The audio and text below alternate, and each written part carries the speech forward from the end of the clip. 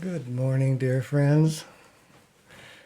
Oh, it's so lovely to be here with you all, to have been invited to come and join you. I'm so sorry that Michael couldn't be with us today. He's not feeling well and doesn't have a voice, so he's recovering. Yeah. And it's just such a miracle to me to think that Michael and I would sit together online together, in the mornings when we were living far apart. We said, well, let's invite some friends. And here is Morning Light Sangha that grew from that. Wow. I guess what we do matters in life. We go through life thinking what we do doesn't matter, but it does. Well, today we have a kind of an interesting theme. The theme is true nature and self-nature as lovers. And that sounds a little bit scandalous, doesn't it? Because we don't talk about lovers in Zen. Mm-hmm. But, Christianity does talk about lovers. And, I think there's real genius in Christianity in the way it imagines our relationship to the divine as a relationship. So there's God sitting up there in the clouds, a grandfather we figure that we can trust in. There's a relationship. Especially in evangelical Christianity, people are encouraged to have daily conversations with Jesus. That's a relationship. And I wanted to borrow some of that today to talk about how we can actually have a relationship with our Buddha nature. Let's start by looking at the paramitas, because this is kind of going to lay a foundation for how this works. The paramitas are 6 qualities that we have that emerge in us stronger and stronger as we practice. And paramita is usually translated as perfection. And the literal translation of paramita means that which has been completed. That which has been completed. And I kind of like that because perfection, I don't know that I can do that. But if a paramita is something that has been completed, well, maybe as a human I can complete something so it feels a little bit more accessible. And these are natural qualities of our hearts that we can in some way complete, but they're already here.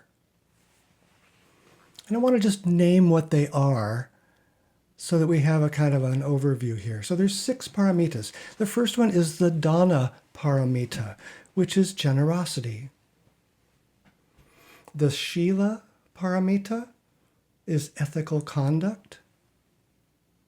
Kshanti paramita is patience. The virya paramita is diligence. Dhyana paramita is meditation. And finally, prajna paramita is wisdom.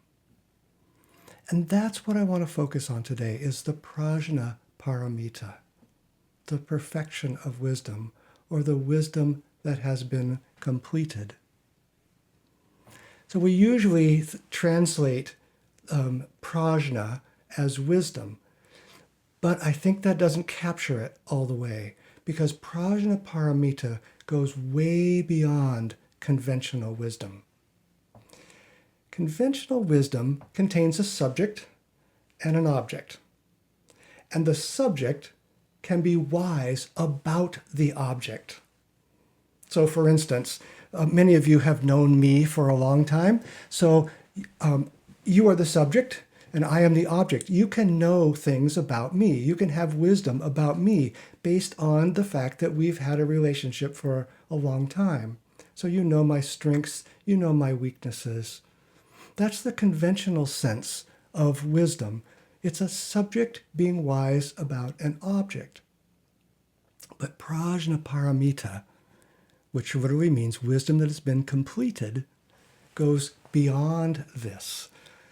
Prajna paramita transcends self and other. It transcends right and wrong. It transcends pure and impure, before and after. Any dualities you want to say, Prajnaparamita transcends them. In Prajnaparamita, subject and object are one.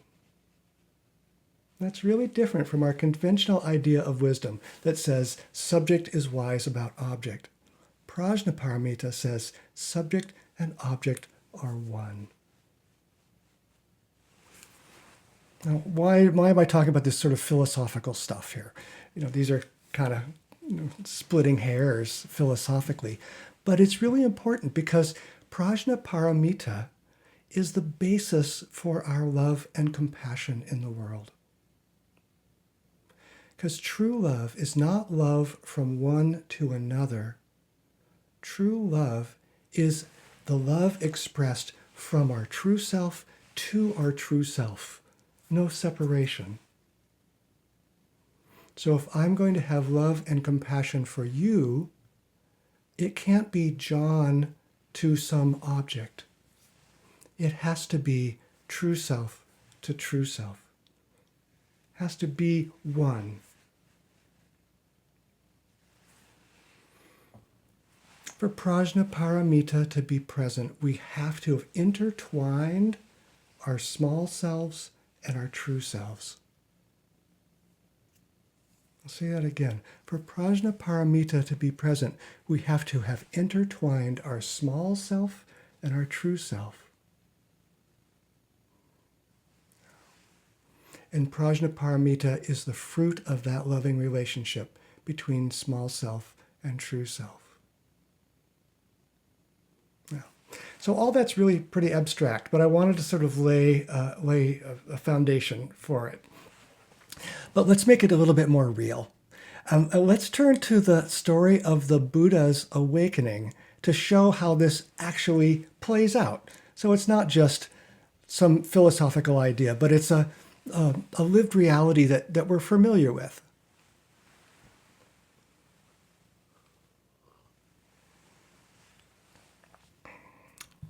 So Prajnaparamita is the union of two kinds of wisdom.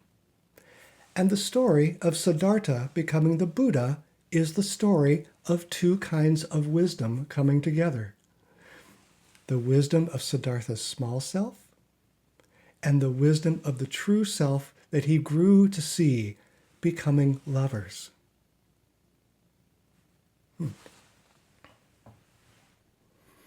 So let's see how you did that. So Siddhartha was, of course, a prince, right? And he was born into what would seem to be the most possibly advantageous expression of a small self. He was born into wealth and power, and those are the things that the small self wants, right? The small self is always trying to grasp after more power, more fame, more sex, more whatever, all the stuff we want to get for ourselves. And Siddhartha had all those things in spades. He had as much as he could possibly want. And he went along for some time in that way, living in this small self world, being sort of the king of small selfness. But he could see that eventually this wasn't leading to freedom and joy for him. He knew somehow that small self-wisdom is just limited. It couldn't take him to the deeper place. So as long as he just relied on small self, he was not going to find freedom and joy. You simply can't make freedom and joy out of the small self elements. Like you can't take a 2x4 and make a rose out of it. Just the same way, you can't take the small self and make peace and joy out of it. And he was somehow blessed with being able to notice that. And so he set out on a path to understand what his true self was. And I think just right there by itself, that's a remarkable part of the story. Because most people who are successful in their small self pursuits don't discard those to go on in pursuit of their true self.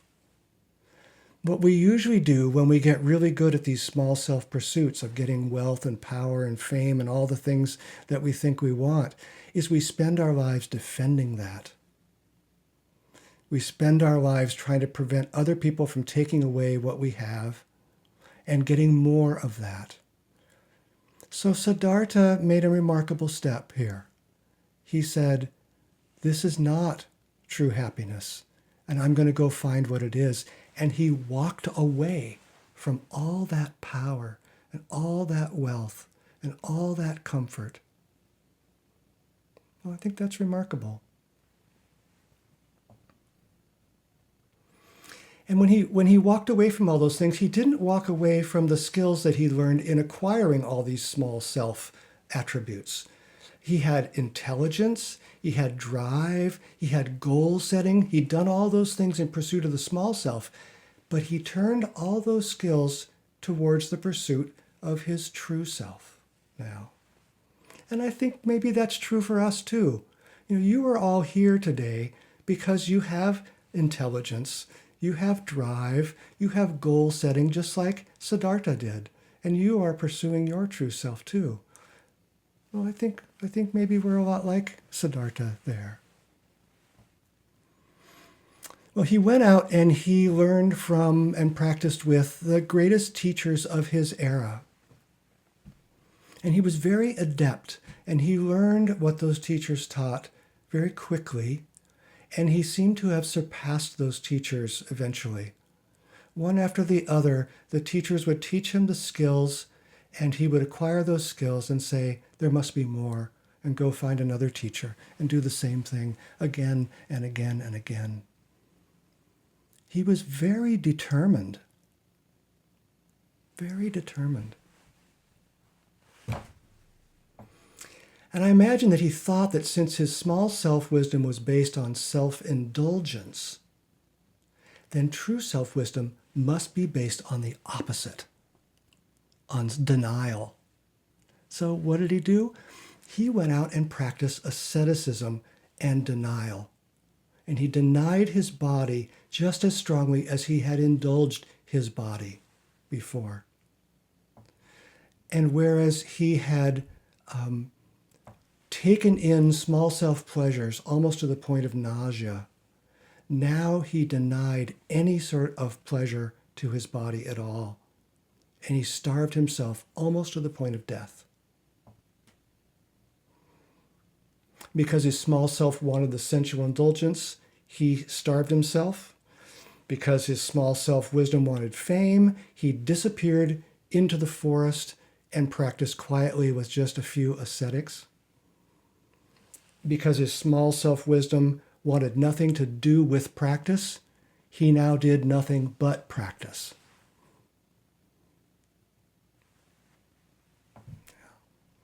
He was really good at the denials of the body and pursuing true self. And he kind of walked both those paths to their logical conclusions.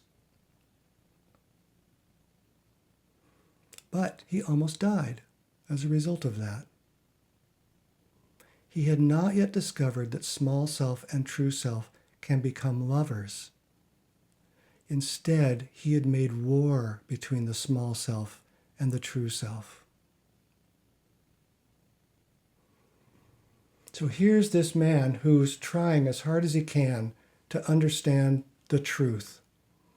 And he made war on himself when he did it, and he almost died. And here he was at some point in the story, so emaciated that he was laying by the side of the road, close to death, too weak to even move. And I think this is a really beautiful part of the myth, because at this point, the lowest point of his physical body, he was saved by a child, by a little girl who saw his emaciated, painful body and fed him her rice milk so that he could regain his strength. We would have no Buddha without the love of a little girl. Now, to me, this little girl represents the union of small self and true self. The very thing that Siddhartha was hoping to find, found him. And the reason I say that is when you think about a child is so recently born from true self that they often have more contact with the realm of true self than most adults do. The Tibetans, they really utilize this when they are looking for the reincarnated replacement of a lama or a Dalai Lama. They go and they find children who recognize the life and the objects and the people of that recently deceased Lama. So they're looking for a child who still has a connection to its true self nature. I even saw this in my own family. My son, when he was young, he used to say, we're not the only people living in this house. I don't know what he meant by that. We had to cut down a white fir tree that was dying, that was close to the house and was possibly going to fall on the house. And as we cut it down, Blake said he could hear it crying.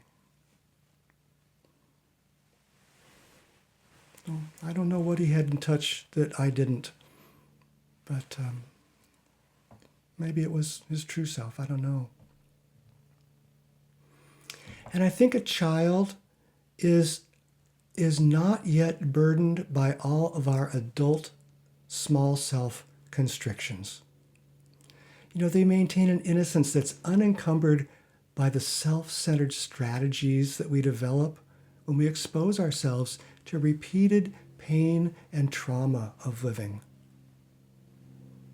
They've not had to do that yet, so they don't have the defenses that keep us from seeing our true self. Now, in my understanding of this part of the story about the appearance of this child, I think that the child represents the beginning of a circle.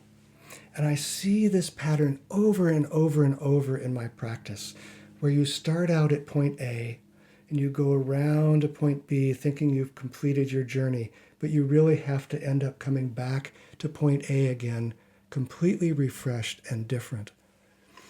And I see this child as being the representative of point A. She has not yet started, but she is the union that Siddhartha is hoping to return to. T.S. Eliot in the Four Quartets has a line about this that says it so clearly. He says, "The end of all our exploring will be to arrive where we started and know the place for the first time." So Siddhartha had set out on a great circular journey, arcing through self-indulgence at point B. And then he was returning home to point A through self-denial. But his body was too weak to survive that journey, and he had to be saved by the innocent child. So she showed him the way home. She was his shining light. She was the North Star for him. But there is a truism here, that you coming back to where you started is not the same as never leaving. Siddhartha couldn't go back to the innocence of a child. He had to come back to point A, fully aware of the beauty of the world and fully aware of the horrors and the tragedies of the world. He had to find a way to reunite himself, knowing all that he knew. The child had not yet even started on the journey, had no idea about the difficulties. But Siddhartha couldn't go back to that state. In the myth, it's stated this way, that Siddhartha now knew about suffering, old age, and death. Before he started on his journey, he didn't know anything about those things. So he was like the child. So he had to find a middle way that included all things, that included his small self, that included his true self, that included the beauty of the world and the horror of the world. And this middle way, this wisdom that includes all things, is prajnaparamita. It is the love affair between small self and true self.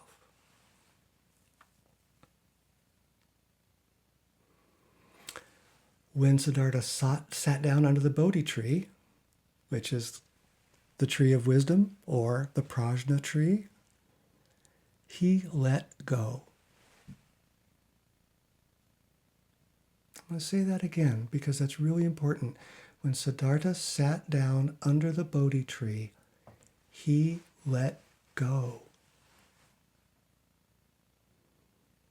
He ended the war between his small self and his true self. He let true self and small self become lovers. He let them intertwine and become one. He let them play with and explore each other. He let them find their balance and lose their balance and find their balance again, over and over and over, living in harmony just as lovers do, and living in disharmony just as lovers do.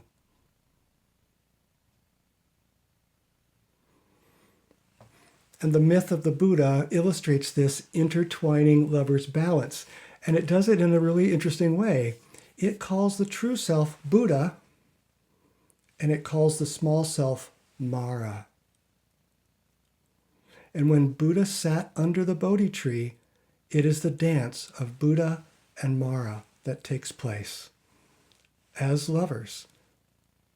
Now, Mara thinks it's a battle, but Buddha knows it's not a battle, that it's a love affair.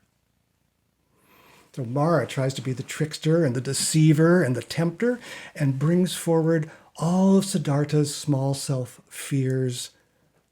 She brings forward his greed and brings forward his fear and brings forward his anger and his lust, one after the other, trying to sway the Buddha away from this intertwining of small self and true self. But the Buddha knows now. And so instead of making war with Mara like he's been doing in this quest, he decides to dance with Mara and dance with each one of the things that Mara throws at him. And he doesn't meet those things with war, he meets those things with love. And my favorite example of this is that Mara sends this fierce army against the Buddha. And this is fear.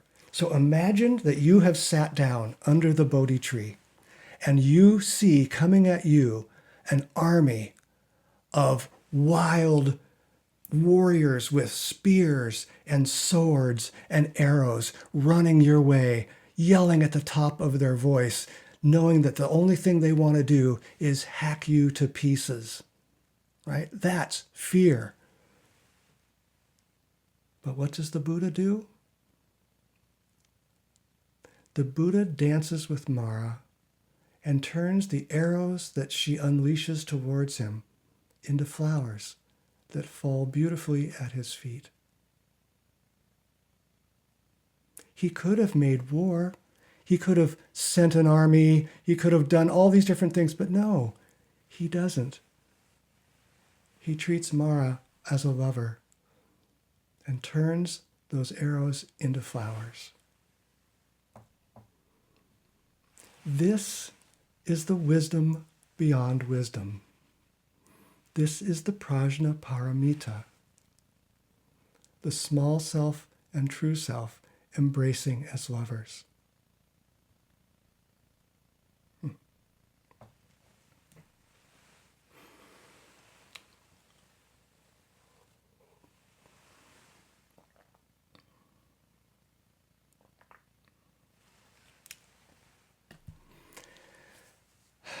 Well, it might seem like the myth of the Buddha is some distant, unattainable event. And in some ways it is. We aren't living 2,600 years ago in Nepal.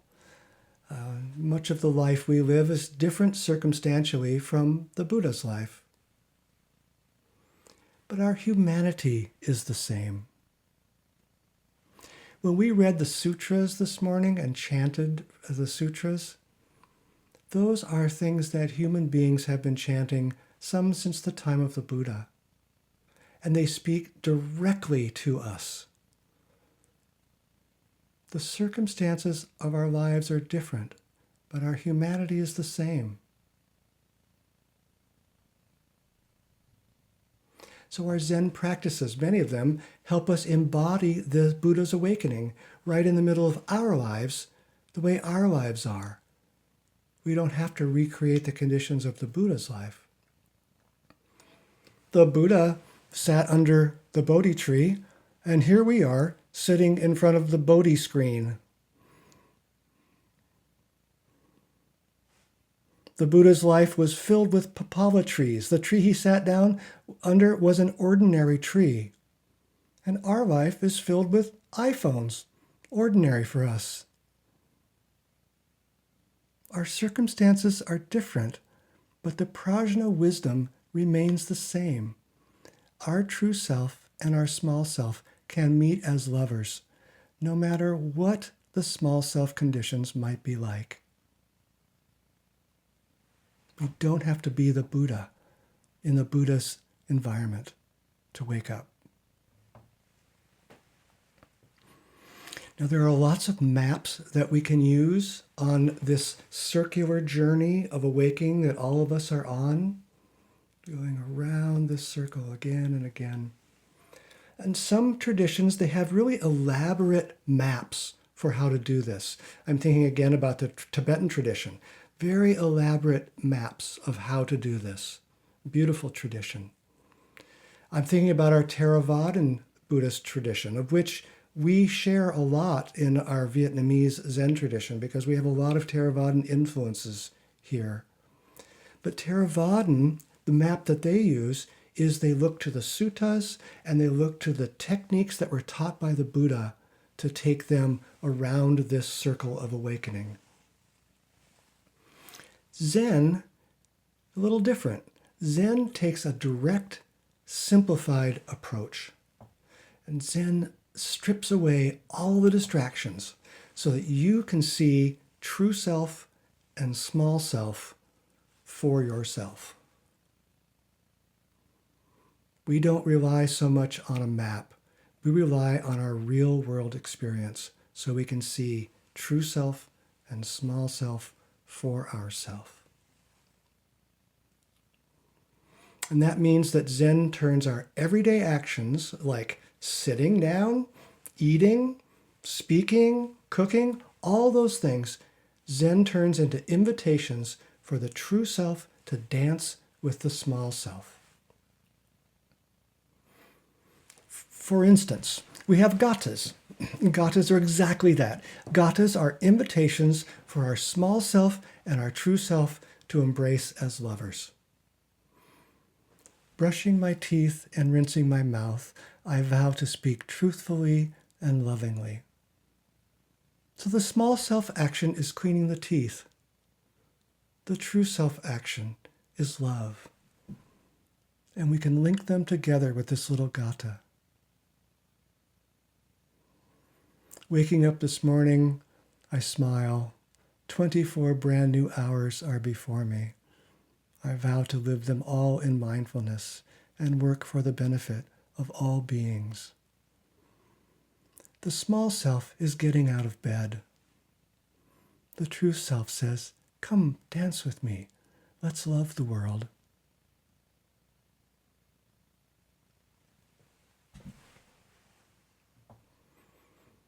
Our Zen practice forms invite us to live prajna paramita.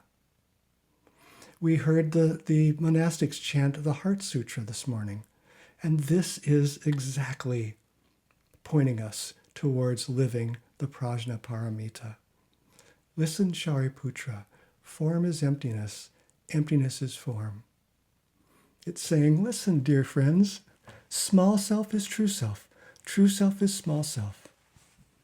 There's no separation. We live the prajnaparamita when we meditate. We're watching with true self eyes as our small self parades all its greed and fear and plans in front of us. We're invited to use true self eyes to see all of that with love. The small self wants to see it wants to beat it all up, wants to eliminate it. Not the true self. The true self loves it, dances with it. We live this prajnaparamita when we walk. We let our true self walk through this broken world with love.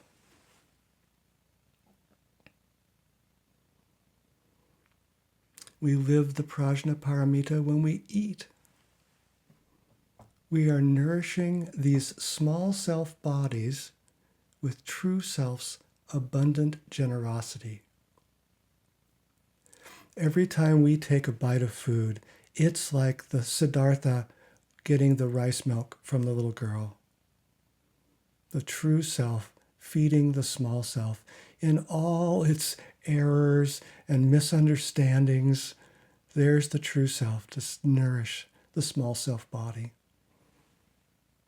Dancing as lovers.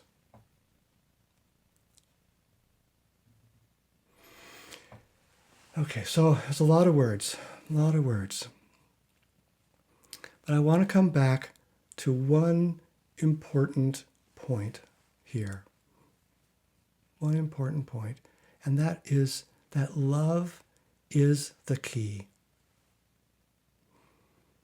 No matter what practices you do or where you are on the path, love is the key that you have been looking for.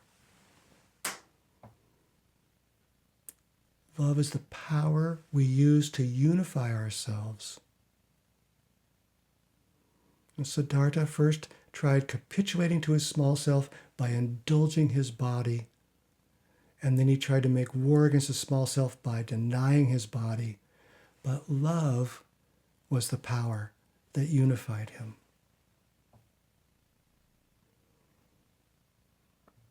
The Buddha used love to turn Mara's arrows into flowers.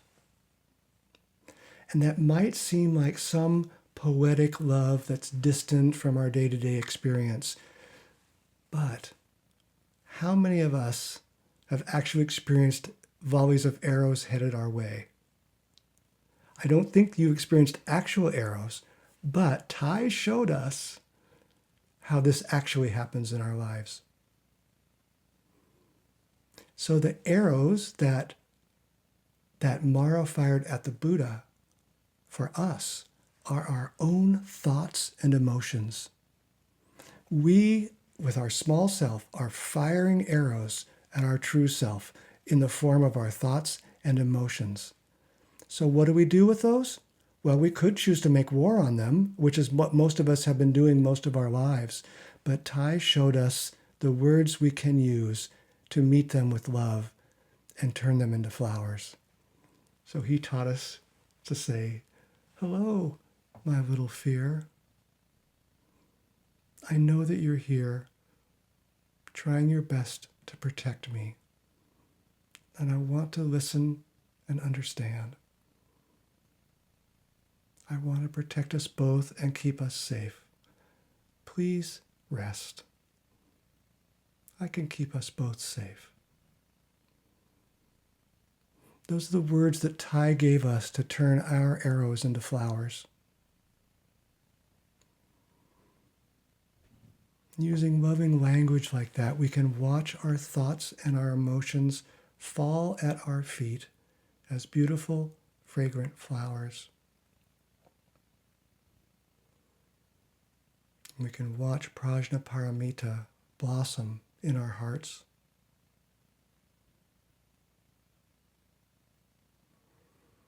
And I'm really grateful to Thai for this, for teaching us how to use this loving language. He taught us how to make the myth of the Buddha's awakening become the reality of our own awakening.